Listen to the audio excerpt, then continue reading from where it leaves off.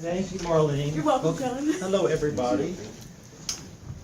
A couple weeks ago, I did a speech about Cameron Carpenter, but some of you weren't here, so I'm going to start this off with a very apt quote about him, and it ties in very well with the topic of my speech today.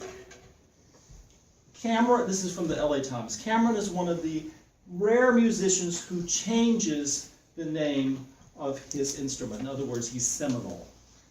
He is a smasher of cultural and classical music taboos. Hold on. Oh, no. And he is technically the most accomplished organist I have ever witnessed. And most important of all, the most musical. Now, the thing to remember about Cameron that sets him apart from other organists is that, without exception, all other major organists in the world are tied to a church. They primarily play at St. Paul's Episcopal Church in New York or something like that. And then they will tour some. They will tour maybe 10, 12, 15 times a year. Cameron gives almost 100 concerts a year, primarily not in churches, but in symphony halls, that sort of thing. And very shortly after, he became this type of organist right out of Juilliard. And he realized quite quickly that he could not keep doing this using the type of machinery that was available to him, which were mostly pipe organs. And I'm going to be telling you why this is the case. I'll give you the hint. Pipe organs require, well, everyone is distinct. Every pipe organ is unique to the spot in which it was built. And so it takes about a week to learn how to use it. You can't just sit down like you have a grand piano and learn how to use it. You have to sort of practice. If you're doing 100 concerts a year, you don't have time. If you want to play at your best. Now, the organ has been around since ancient Greece, believe it or not. They had water-powered organs back then. And then in the Middle Ages, they had these people who went back there and they stomped on these billows. What are these bellows? That would have the air to come out, because you have to have air for the organ. And this is sort of a very early pipe organ, but it still had all of the things that you see on later pipe organs. This is how they did it in the Middle Ages. This is somebody stepping on these air pumps that would get the pumps going. Now, most people who have seen pipe organs, you see the pipes in the church, but you don't see the pipes behind. This is what the pipes look like. They're pretty amazing, and some of them are ginormous. The biggest pipe in the world is 64 feet tall. I saw one that was 25 feet tall, and it actually curved because it couldn't fit in the ceiling, and it was this big around. And then you have this wind machine that is sort of like an air conditioner you have outside, central air conditioning unit that creates all the power. But you have to create the wind without making so much noise you can't hear it inside the church or wherever it's going to be. It's very complicated, and they're very expensive. It's millions of dollars for these things. Now, this is the key why Cameron had to have his own digital organ. Every single organ console is completely different. This is my Seattle pointer. Have you ever seen an organ with so many? Those are called stops all along there. And everyone is different. And some of them, I mean, can you imagine sitting down and learning how to do that in just a day if you're not familiar with that particular thing? It's crazy. Now, here in a minute, I'm going to show you the parts of a pipe organ. That is actually, that last thing that was white, that is a theater organ. And they sound different than regular organs. Well, let's pause this.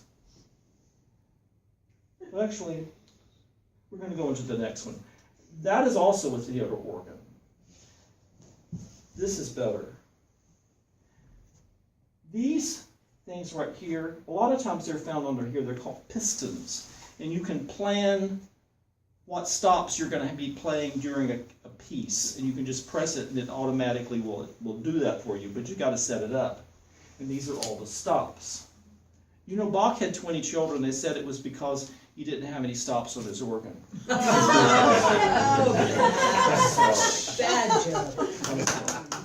You know, it worked. It worked. And these are, believe it or not, toe studs. That's what they call these things. And you can program them just like pistons, especially when your hands are just flying and you don't have time to do anything with your hands. You can do it with your feet. And then down here are the pedals. And on Cameron's special organ that he designed, he added an extra octave, which is 8 notes, at either end. So he has a complete, keyboard down there.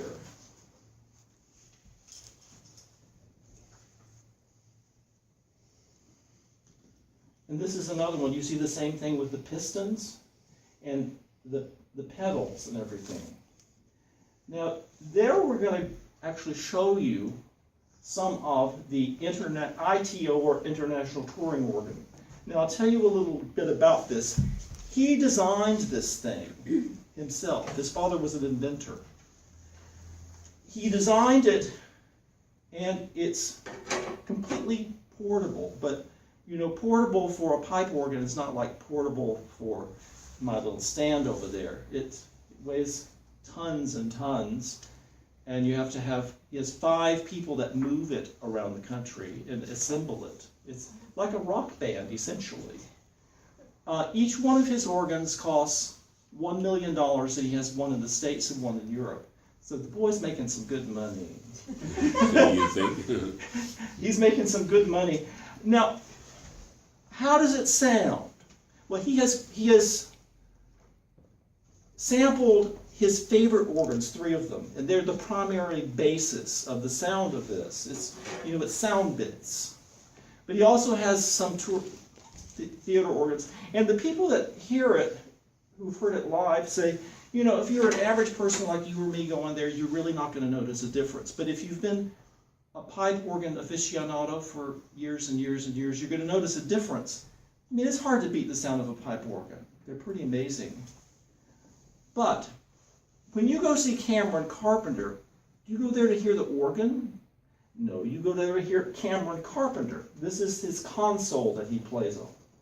And if you want to hear him at his best with all of his skills going, you want to hear him on a machine that he has made his own, just like Jascha Heifetz did with his Stradivarius, or one of the great pianists did with their particular piano. Some of them even take their pianos around with them, even though if you go to different venues, they all have Steinways and they're all tuned the same way. So it's essentially the same thing.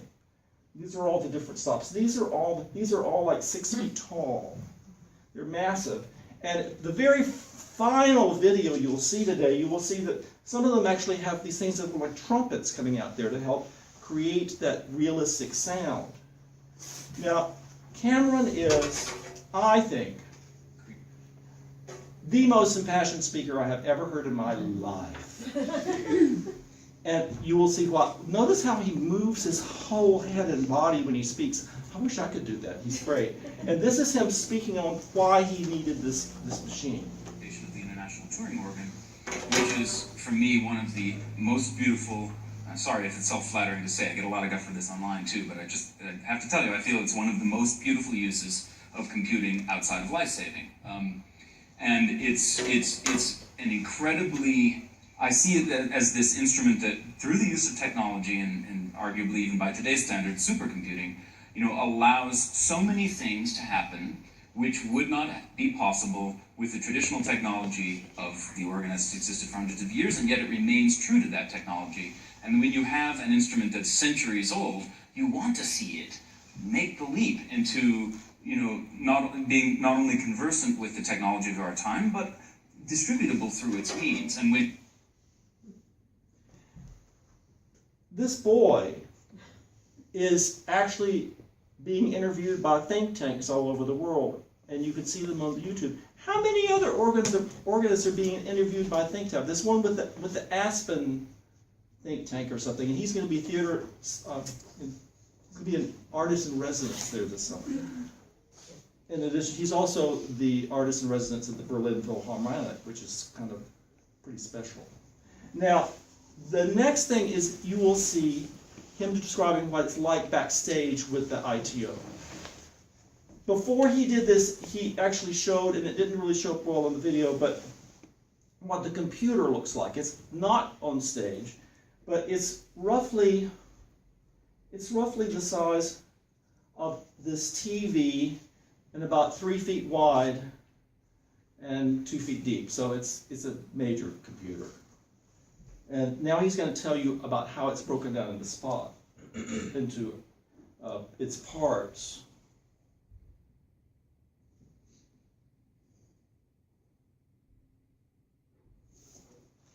And so this, it's reverberant, so I'll just be very close. So one of the big issues with this organ, of course, is moving it around. It was designed to move around. And it has an incredibly well-engineered, masterpiece of engineering, the console built by R.A. Colby in Johnson City, Tennessee. Thank you, guys.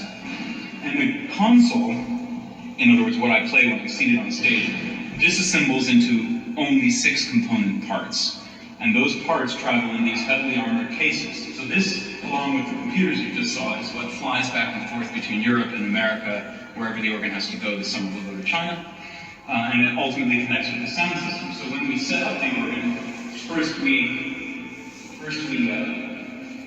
put these things on stage. This is a hydraulic lift that everything assembles on, the top parts and the keyboards, and then the legs go under the pedal board that goes in here.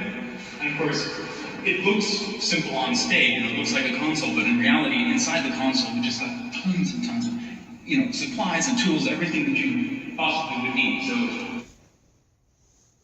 the last thing is him playing on the ITO. Now, I have this piece on a regular organ. It's much better on the ITO. His skills just really come to the fore. This is the most exciting piece of music I have ever heard.